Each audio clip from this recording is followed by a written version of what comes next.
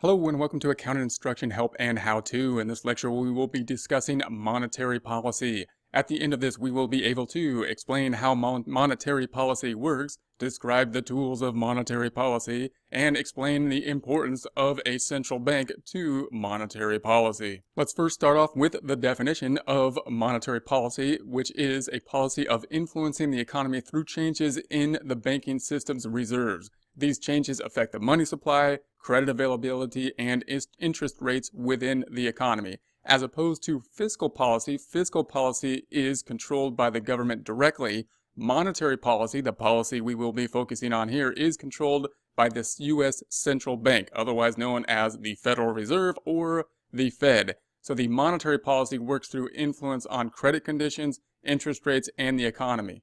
We will get into more detail about how that works, but for now we want to take a look at what the effect is for monetary policy. Why are we going to do it?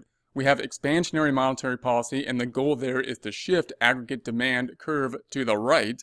And if we look at the contractionary monetary policy, the goal there is to shift the aggregate demand to the left. Why would we want to do this? Remember, what we're saying here is that in the short run, we have an area where we're not producing at potential. We're not at the optimal position, and therefore within the short run we're going to take action in order to put us back into potential. For example, if we have a recessionary gap, that means that what we're producing at an output lower than what our optimal output would be, and therefore within the short run, if we can shift the demand to the right, having expansionary monetary policy, shifting the demand to the right, putting us back to where we should be in terms of output, that would be the goal. If on the other hand we have an inflationary gap, meaning the economy is overheating, in that case we're actually producing above what we should be producing for whatever reason. Remember, we can't do that forever. We can't do that for a long period of time.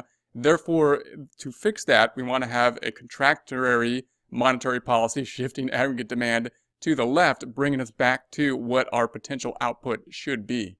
Let's break out how that would happen in a bit more detail. We're going to say that if we have expansionary monetary policy, if we put in monetary policy that is expansionary, it's a policy that increases the money supply. So we're going to have the money supply is going to increase. What's that going to do to interest rates? Well, if there's more money supply out there, then the interest rates are going to decrease. If interest rates decrease, that means that people are tending to take more loans out at the lower interest rates. So people are more willing to take loans out.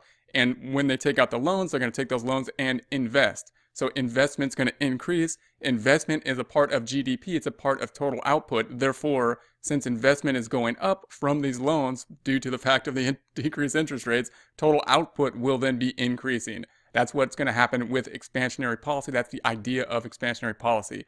In terms of contractionary monetary policy, if we're contractionary monetary policy, that's going to be policy that decreases the money supply. So now we're actually reducing the money supply in the economy. What's that going to do to increase interest rates? Interest rates are going to go up because there's less money out there to loan. Interest rates increase. That means people are going to put less money into investments. They're going to do less investments within businesses because they can't get the loan because the interest rates are going to be higher. Investments being part of GDP, total output. That means if investments go down, then total output, total GDP is going to go down. How does the central bank or the Federal Reserve fit into this picture?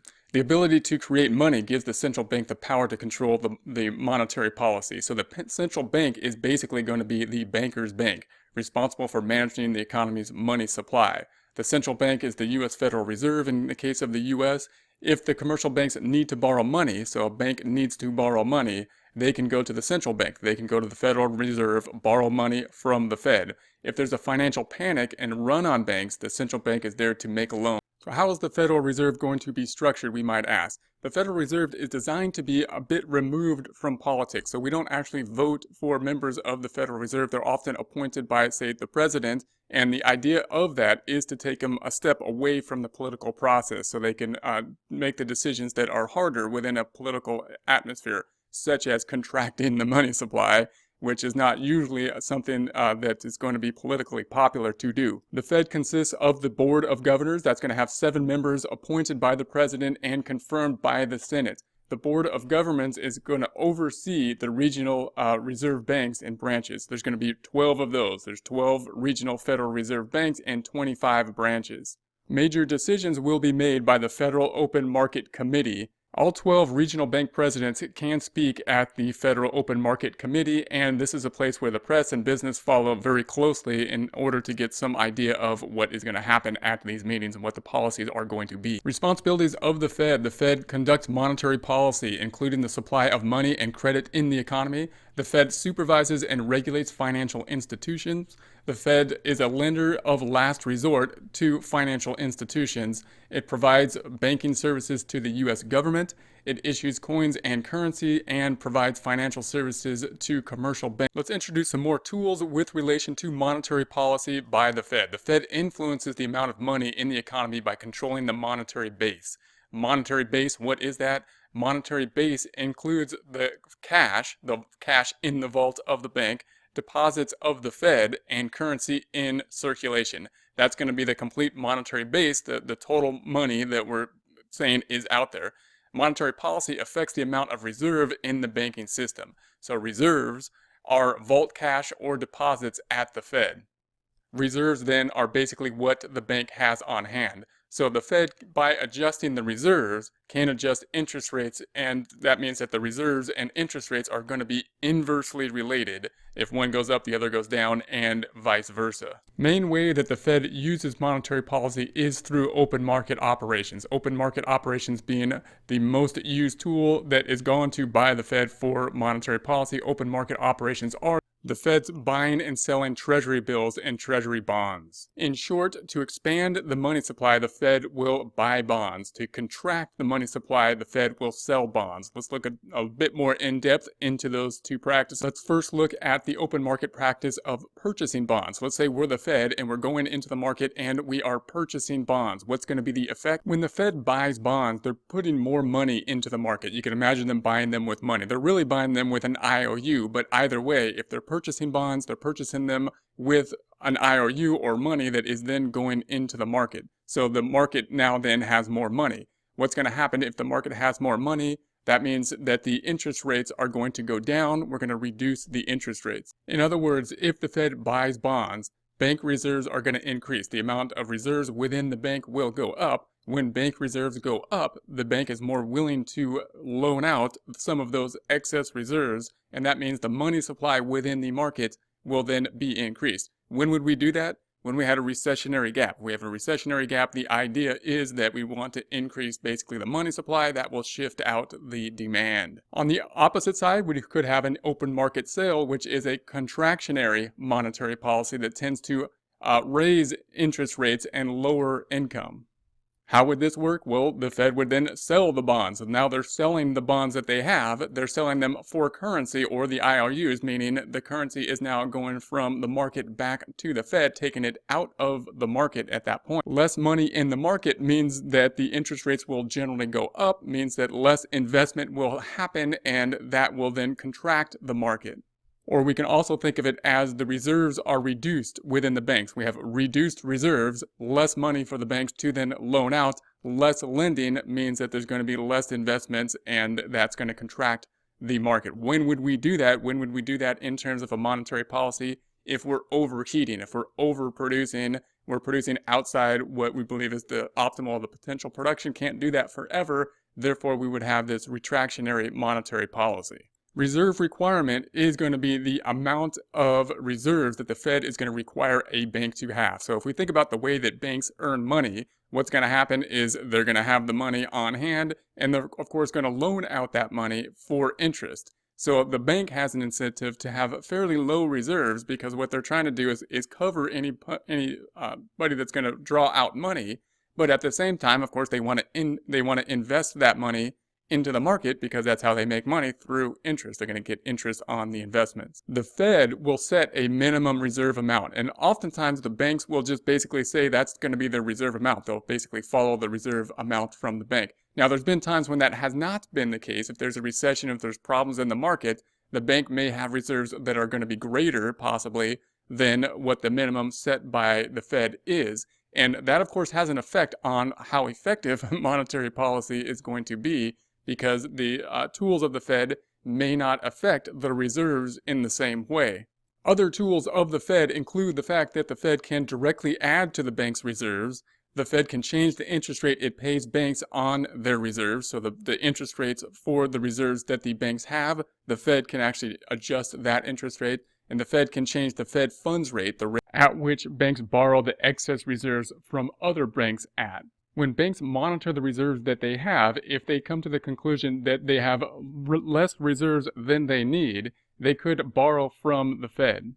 The discount rate is the interest rate that the Fed charges on these types of loans, so they have control of the discount rate as well.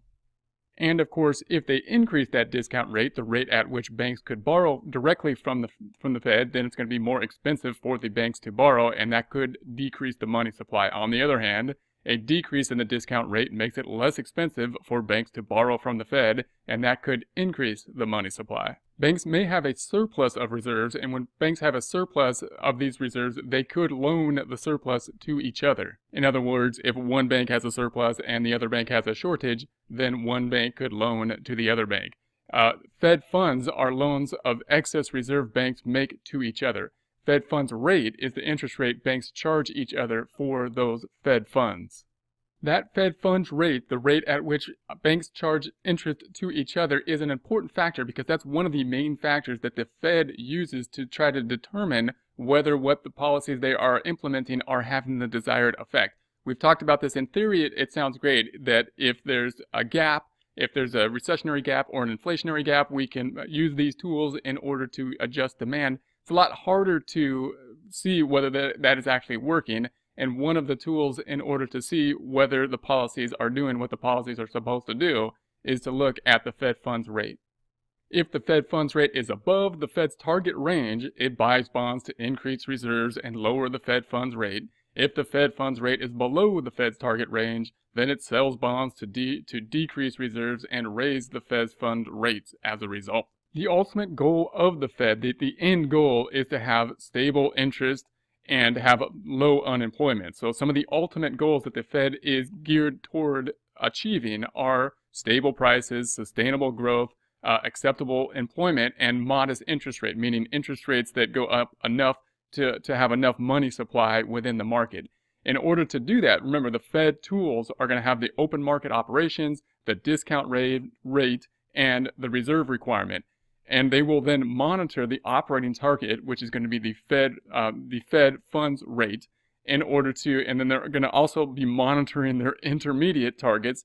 Intermediate targets being consumer confidence is going to be very important to the Fed. They want to monitor that intermediate target in addition to their ultimate goals. The stock prices are going to be an intermediate target or an indicator in many ways.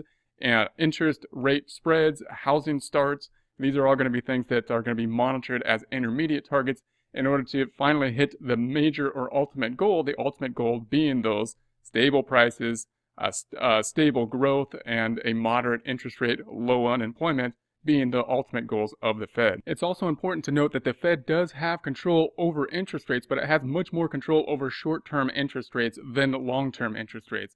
And therefore, we need to see the correlation, whether the short-term interest rates are correlating to the long-term interest rates.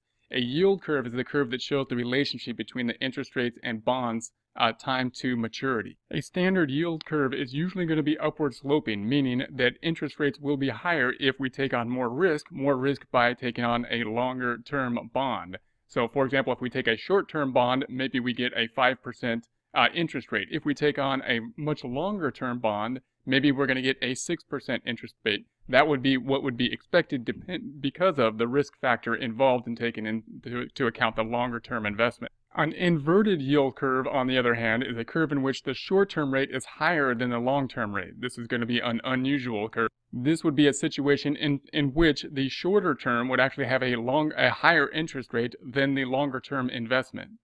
This is important because the standard assumption of monetary policy is based on the assumption that the Fed pushes the short-term rate, the long-term rate will move along with that short-term rate. If this does not happen, then investment won't respond to the interest rate change as would be expected. There's also debate in terms of how the Fed should come to the decisions that they come to. Should they have a policy that will drive the decision-making process, or should they just respond to the market as best they can as the market conditions come to play? Because of expectations, we know that the Fed can influence the economy, and the expectations about what will influence the economy can have major effects on the economy. And therefore, it's thought that we can have better expectations if we have some kind of policy procedures that can be expected, and we have some groundwork in terms of how we believe the Fed will respond based on the conditions in the market.